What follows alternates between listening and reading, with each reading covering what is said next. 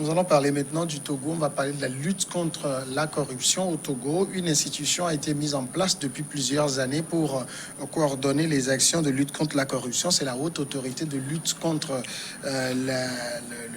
la Haute Autorité pour la lutte contre la corruption et les infractions assimilées, en abrégé la APLUSIA. APLUSIA, donc, à l'épreuve de la lutte contre la corruption. Justement, ce mois est consacré à la lutte contre ce phénomène. Firmin, la APLUSIA, si j'ai bonne mémoire, ça doit dater de 2016. Est-ce qu'on peut parler aujourd'hui d'un bilan satisfaisant de cette institution, ou c'est juste une institution de plus dans la République? Une institution de plus, moi je ne peux pas parler de bilan. Parce que si on veut parler de bilan, je pense que le bilan, on ne l'a pas encore. Le bilan, parce que vous imaginez quand le président de la République dit une minorité s'accapare les richesses du pays. Et depuis que la RPC a été mise en place, on n'a pas encore vu cette minorité-là qui s'accapare les richesses du pays. Donc là, si on veut parler de bilan, je pense que je peux dire que la RPC n'a pas encore été à la hauteur de ses responsabilités et qu'il lui reste beaucoup à faire. Vous imaginez, le Togo, c'est un pays qui sort des situations difficiles. On a parlé tellement de choses dans ce pays, on a parlé de surfacturation. La RPC n'a jamais parlé de surfacturation. On n'a pas encore dit tel projet a été passé à la loupe et voilà tel nombre de papiers surfacturés qu'on a. Voilà tous ceux-là qui s'accaparent vraiment les richesses du pays. Voilà ces minorités. Peut-être on ne veut pas voir le visage des gens, on ne veut pas voir le nom, mais qu'on nous dise ouais, voilà tel cas qu'on a dénombré et voilà ces cas-là on peut les présenter peut-être à la presse. Voilà ceci, mais c'est-à-dire si on dit au moment où on n'a pas ça, je pense que là une PCA n'est pas encore à la hauteur de ses responsabilités-là. Donc, sur ce point, la PCA n'a pas encore réussi sa pleine mission. Et aussi, j'ai beaucoup peur. J'ai beaucoup peur pour la PCA du moment où ce que les Togolais attendent d'elle, les Togolais ne l'auront pas. Les Togolais ne l'auront pas parce que, parce que pour les Togolais veulent découvrir la minorité qui s'accapare les richesses du pays. Les Togolais veulent voir les factures surfacturées, les factures, si on peut le dire, surfacturées. Les Togolais veulent voir comment fonctionnent réellement les sociétés d'État, les actes de corruption qui sont dans ces sociétés d'État-là. Les Togolais veulent voir des actes de corruption qui entachent les projets, l'exécution des projets. Les Togolais veulent voir tout ça. Les Togolais veulent voir peut-être, ou veulent avoir plus de précision sur les chiffres au niveau de la Cour des comptes. Les Togolais veulent voir comment fonctionnent les ministères. Les Togolais veulent voir comment certains chiffres peut-être économiques au niveau des routes, de la construction de certaines routes. On a parlé aussi de 26 milliards de francs CFA. Où est-ce qu'on en est? Tout ça. Du moment où les Togolais n'ont pas encore de choses sérieuses, bien peaufinées par rapport à ça, il y a toujours du discrédit qu'on lance sur le fonctionnement de la APLUSIA. Mais est-ce qu'on va toujours s'arrêter là? Moi, je dis toujours que moi, je suis toujours contre la méthode brutale. Mais qu'on nous dise que oui, il y a eu tels cas qui ont été constatés et voilà ce que nous allons faire. Moi, je dis, l'important, ce n'est pas d'empoisonner les gens, parce que vous empoisonnez les gens, ils vont passer le nombre de temps, ou 5 ans ou 10 ans en prison. Après, ils vont ressortir, ils vont vivre la belle vie avec... Vous emprisonnez et vous faites payer aussi. S'il a la chance qu'il soit vivant. Non, pas condamné à 20 ans de réclusion criminelle, parce que la personne... Depuis ça, en tout cas, depuis sa mise sur orbite, visiblement la APLUSIA n'a pas encore de poisson dans la nacelle. C'est ça qui dérange aujourd'hui? Firmin vient de faire allusion au discours populiste du chef de l'État. C'était, je crois, en 2016. 2012, qu'une minorité accapare les biens du pays. Pendant que l'écrasante majorité vit dans le dénuement total. Et voilà. Donc, vous savez, c'est ce que nous avons l'habitude de dire, que, bon, comme on dit, dénonciation, que nous faisons tous les jours et qui normalement devait être accompagnée par la justice. Je dis toujours la justice parce que ces institutions qu'on crée comme APLUSIA, moi je dis que c'est pour récompenser, rétribuer, trouver peut-être la ressource à certaines personnes qui ont entre-temps fait du bien ou bien qu'on veut maintenir dans le système. Et quand nous prenons la APLUSIA même, je pense que c'est la définition qui a été c'est le sigle qui a été mal posé. Ça ne doit pas être de lutte contre la corruption. Parce que lorsque la dernière fois, le président de APLUSIA s'était amusé à Présenter rendre des excuses. public un rapport sur la corruption, sur la petite corruption, et que ça a été repris par la presse et autres, il a dû présenter les excuses officielles pour dire que voilà, il n'avait pas dit ça et que ces propos ont été travestis par la presse. Et quand vous prenez le même président de Aplusia, à certaines de ces réunions, mais il demande, le chef de l'État n'est pas là, il demande de faire un banc au chef de l'État. Et puis les gens applaudissent. Est-ce que vous voyez, au Premier ministre, chose. Donc, or, c'est celui qui est appelé à traquer même le chef de l'État, lorsque le chef de l'État est soupçonné de faire comme le cas du Ghana, où le juge anticorruption a fait des publications qui ont entaché Akufo-Addo, et peut-être même ça pèse dans l'échiquier électoral présentement, parce que l'opinion a senti qu'à un moment donné, Akufo-Addo ils ont créé une société privée qu'ils ont placé en offshore. Donc, Aplusia, qui devait faire un travail comme un magistrat indépendant, fait applaudir les gens qui doivent contrôler. Donc, il a fait des travaux sur la route de Vougan, Tablibo, je crois, et puis sur le compte de la CAN 2013. On vient d'en parler. Quand les gens détournent l'argent comme ça, comment le football on va développer le football. Donc, depuis, il a transmis le rapport. Mais qu'est-ce qui s'est passé? Mais le lendemain, on a eu les informations que, en fait, le tribunal même du Togo, les tribunaux n'ont pas compétence pour juger de ces crimes-là. Et que les cours qu'il fallait mettre en place pour juger ces crimes, ces cours-là n'existent pas encore. Donc ça veut dire... Le président a fait une promesse de campagne. Oui, mais il a fait la promesse de campagne, mais il n'a pas posé les bases nécessaires. Il n'a pas posé les bases nécessaires parce qu'aujourd'hui, les dossiers que la Aplusia a transmis au tribunal sont devenus caducs. La preuve, ça dort dans les tiroirs. Que le procureur travaille, on ne sait jamais. Donc, l'Aplusia est venue pour sensibiliser. C'est-à-dire que faire le travail que les journalistes sont en train de faire, la société civile. Donc, ce qui aurait été judicieux, que j'avais dit à l'époque, c'est qu'on n'a pas à créer ces institutions budgétivores. Parce que c'est des gens qui sont rémunérés, qui ne font rien. Mais il suffit de renforcer les magistrats en formation. Il y en a qui sont déjà compétents. Au lieu de les envoyer au garage, parce qu'ils dérangent, on ne veut pas voir leur tête, il faut leur renforcer leurs capacités. Ils ont déjà un bon salaire, mais il faut les sécuriser. Un magistrat instructeur au Togo, il marche, il va dans une voiture. C'est-à-dire qu'il n'a pas de sécurité. Ailleurs, un magistrat instructeur a déjà une formation, même presque militaire, a déjà fait le champ de tir avant de se retrouver là-bas. Donc, il s'est assuré sa sécurité, a une sécurité rapprochée. Ici, on rentre au tribunal, vous cognez la porte, vous ouvrez sur le magistrat, vous l'avez giflé, sorti, personne ne sait.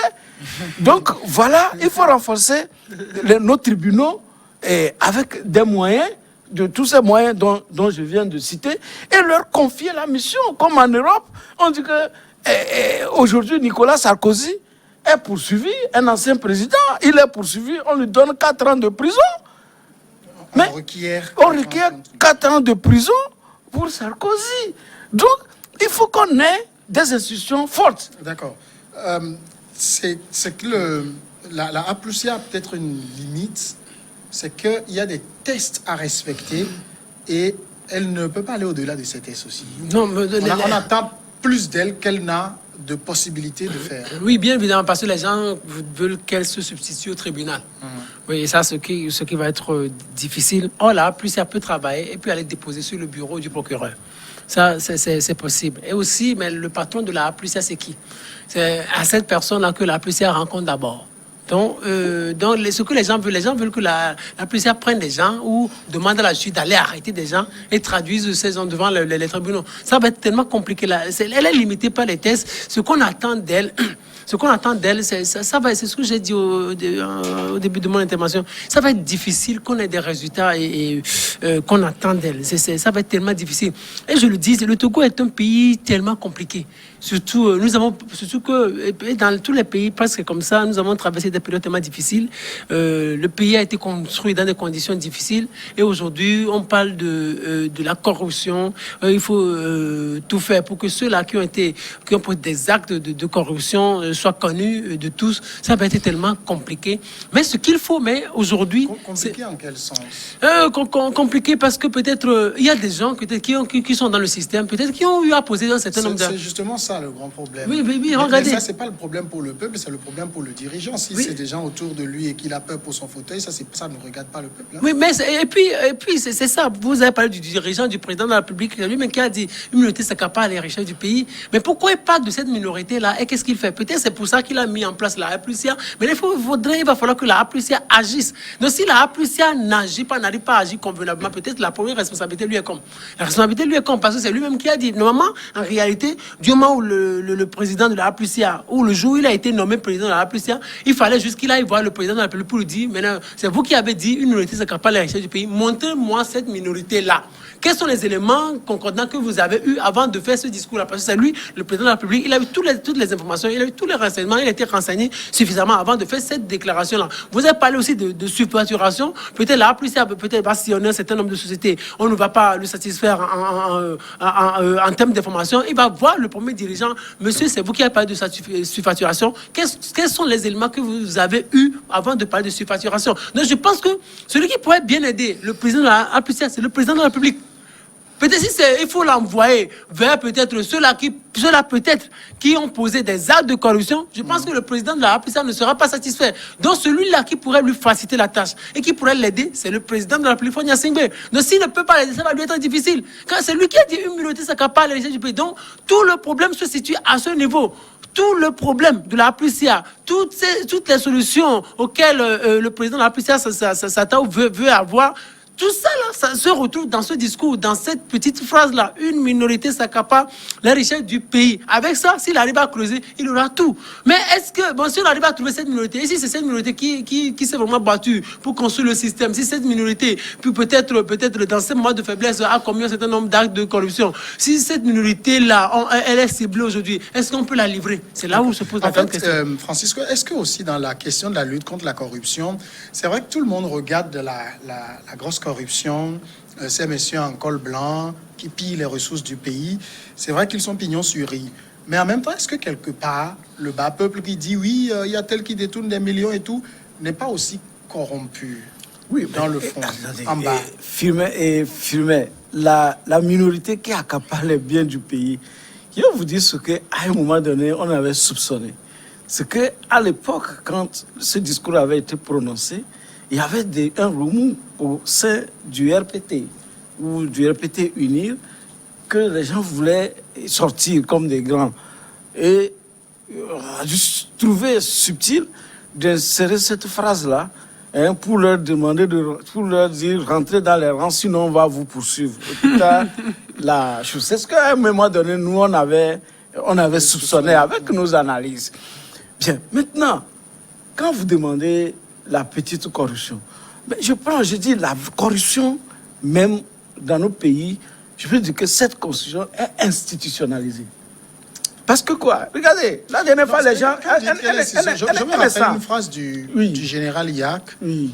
Quand on l'interrogeait sur le comportement des policiers, il a répondu en disant, si j'ai mon véhicule, j'ai mon permis, j'ai ma police d'assurance, j'ai ma visite technique, je n'ai pas un seul franc à donner à un policier et je ne vois pas quel est le fils, qui est le père de ce policier qui oserait me demander de l'argent quand je suis à jour. Donc du coup, celui-là qui n'est pas à jour, lui-même en tendant ses documents, il met un 500 ou un 1000 francs en bas, c'est un corrompu. Avant de parler du policier d'abord. Oui, quand vous parlez du policier, laissez que je finisse d'abord l'institutionnalisation de la corruption. Oui. C'est ça aussi qui amène vers le bas. Quand vous prenez par exemple la dernière élection présidentielle, comment ça a été financé? Bien, comment... Voilà. C'est sur fonds propres, il me semble. Voilà. Pardon, on nous a dit que les gens sont partis, on a demandé aux cadres, aux dignitaires, que chacun aille pour faire le... Pas avec l'argent de l'État. Hein. Mais pas avec l'argent, avec ses propres, oui. avec ses propres sous. Pour aller travailler. Et c'est après qu'on verra par rapport aux résultats. Et voilà, s'il faut les rembourser ou ce qu'il faut faire. Mais ils vont trouver l'argent où? C'est dans les caisses de l'État. Si vous êtes dans un parti Mais politique, que vous devez financer les activités du parti. Et je dis, mais Vous avez choisi de militer oui, vous-même oui, pour le mais parti. pas à cette militant contre pas à cette cotise. hauteur. Pas, attendez. Il faut, ce qu'on dit, c'est pour le bien du pays. Oui, mais aller Je dis que mouiller le maillot, c'est pas aller distribuer de l'argent. Je dis non. mouiller le maillot, c'est Sillonner avec, vos oui, quartiers, c'est avec parler les, à vos frères c'est pour avec qu'ils les votent pour moyens. le parti. Attendez, faire les t-shirts, faire les on gadgets, vous demande pas ça non aller plus. distribuer l'argent, On on ne ne vous demande pas demande ça. pas, mais on vous pousse à aller corrompre. Et que je dis que la corruption, c'est pourquoi c'est difficile. Et j'ai dit déjà, même une fois sur ce plateau, que le jour que le chef de l'État va dire, Faure Gnassingbé va dire qu'il lutte contre la corruption, c'est qu'il a décidé de ne plus être au pouvoir. Non, parce que c'est la corruption qui le maintient. Vous voyez, quand vous prenez même le planton au bureau, le planton sait que là où il est, il ne mérite pas certaines choses. Même la place là, il ne mérite pas. C'est la corruption qui l'a amené. Et il fait ce qu'il doit faire. Mais les policiers au bord de la route, mais combien de fois nous nous arrêtons pas? C'est presque tous les jours. Tu passes un feu, lui n'est pas devant le feu, mais il dit que vous avez violé. Bah, qu'il me prouve. Attendez, que vous ayez. Les gens se font trop facilement. Ce qui se fait, ce qui arrive, c'est quoi? Quand il vous prend, il ne vous dit pas même votre infraction. Il vous dit, il veut voir votre pièce. Je lui remets. Lorsque vous demandez à voir, vous demandez qu'est-ce que j'ai fait, il veut vérifier, vous lui remettez les pièces, c'est fini. C'est fini. Il vous annonce que vous avez violé le feu, vous avez fait ci. Est-ce que vous voyez? Et parfois, c'est des mensonges. Il vous quitte, il va chez son supérieur, il lui dit un mensonge, que vous avez fait ci. Donc, vous voyez, mais vous prenez tous nos coins de rue. Aujourd'hui, pour pouvoir faire rentrer un conteneur au port LCT, si vous ne faites pas 3-4 jours, vous ne pouvez pas. Vous allez glisser de l'argent à toutes les étapes, que ce soit les forces de sécurité publique, les privés, jusqu'à rentrer. Vous allez faire 4 jours pour faire ce que vous pouvez faire en une journée. Mais tout ça là, les dirigeants des sociétés, le port, le ministre de la Sécurité, tout le monde est au courant. Je dis que c'est institutionnalisé. La dernière fois, on m'a rapporté, quand vous prenez la route de Kona, la route pour aller à Bassar à Kona, là où le pont est tombé. Mais quand les gens arrivent là-bas, c'est la raquette des forestiers et des gendarmes. Si vous ne donnez pas l'argent, vous ne passez pas. Donc, mais le CB ne peut pas nous dire, le CB... Oui, mais les gens dénoncent la preuve. Attendez, les gens dénoncent aussi. Oh, oui, mais c'est pas, vous me demandez de l'argent pour passer. Au nom de quoi vous le demandez? Samuel, c'est ça la grande question que Samuel, je pose. ce n'est pas vous qui allez me dire ça que les gens dénoncent. La preuve, un journal a fait un travail. Je vous ai dit ici que l'État togolais... Attendez, je vous ai dit ici que l'État togolais même, vous allez voir le recul que nous sommes en train de faire. L'État togolais a créé des numéros verts pour qu'on puisse dénoncer la corruption. Que ce soit au niveau de l'OTR, que ce soit au niveau du port, que ce soit dans le réseau routier, partout pour dénoncer la corruption. Mais les gens dénoncent. Les résultats où? Nous, ici, on est en train de dénoncer. J'ai donné des exemples, point par point.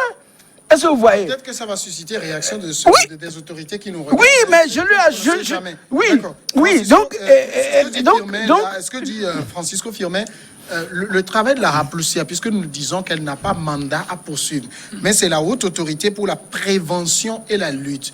Sur ces deux volets-là, par rapport à ces petites choses que dit Francisco et que nous dénonçons, la petite corruption, est-ce que vous avez le sentiment qu'on sent le travail de prévention, le travail de lutte de la Raplucia engagée sur ces chantiers-là? Non, au niveau de la prévention, nous ne savons pratiquement rien. La prévention, c'est sensibiliser aux valeurs citoyennes, par exemple. Normalement, ça doit commencer peut-être dans les centres d'établissement au niveau des jeunes, toujours depuis la base, pour leur montrer que le bien public est sacré.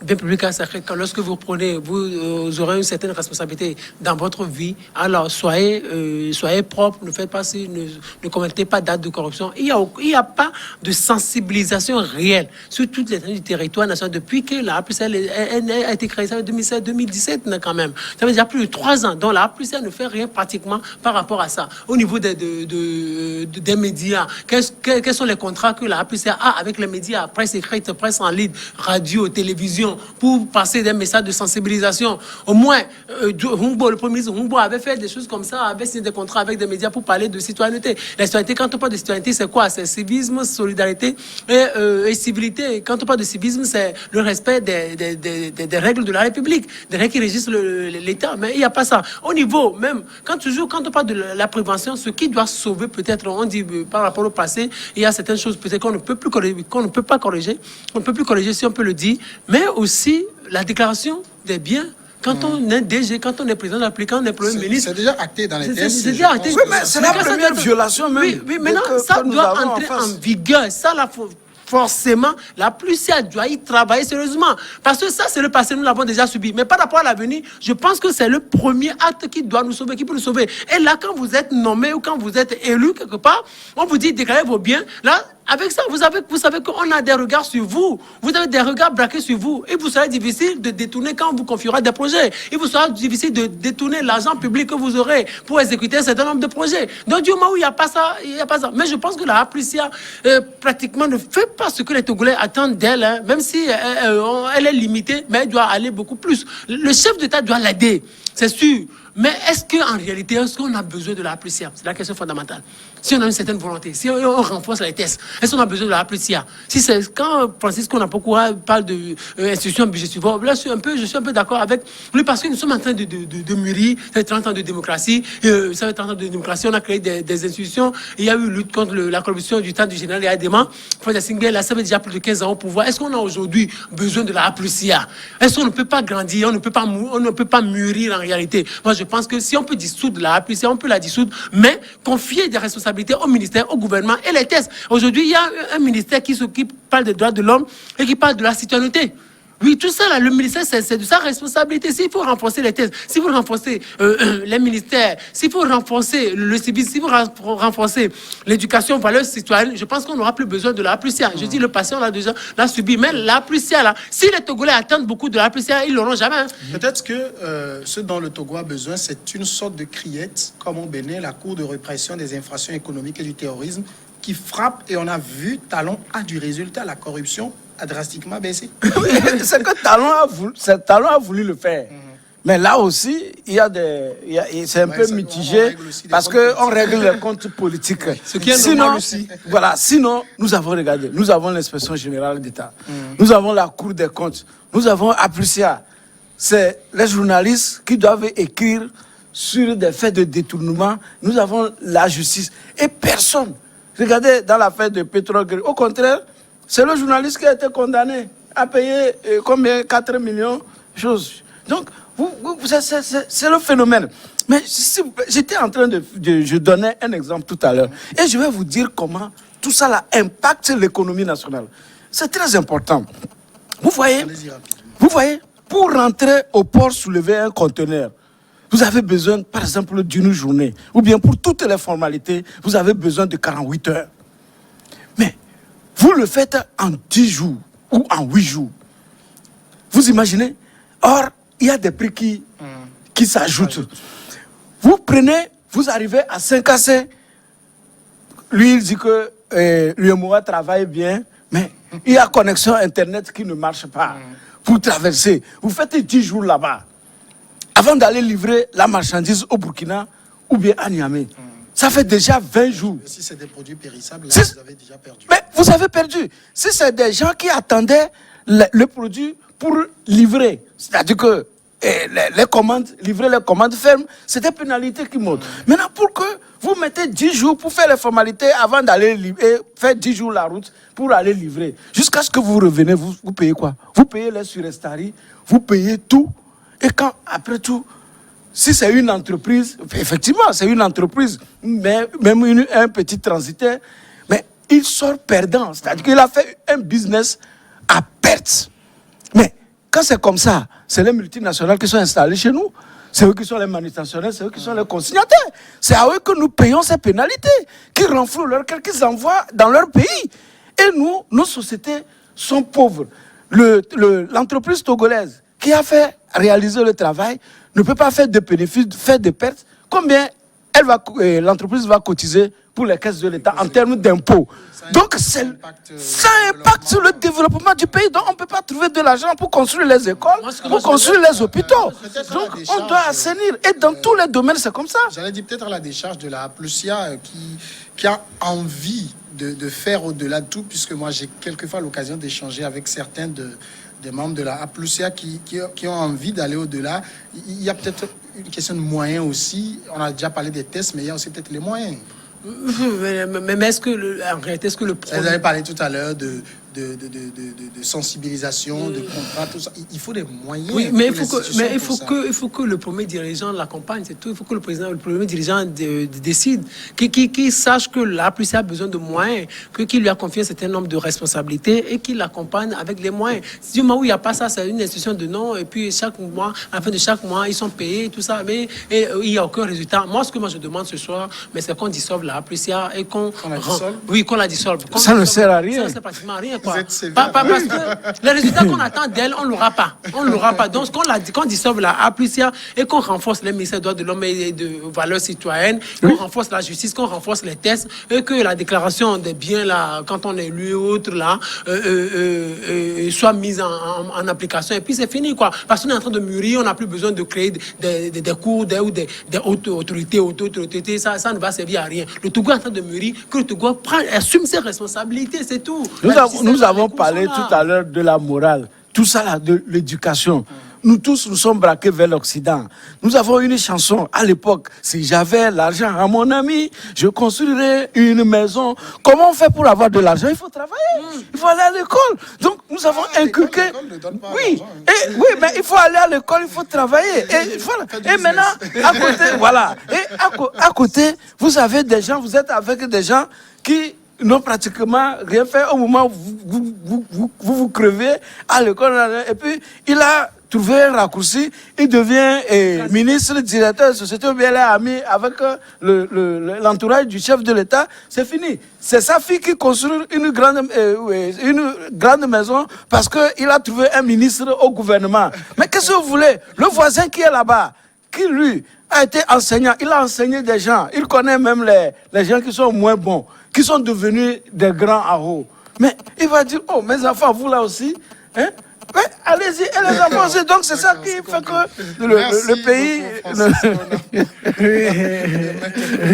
Merci beaucoup. Merci à tous, à demain.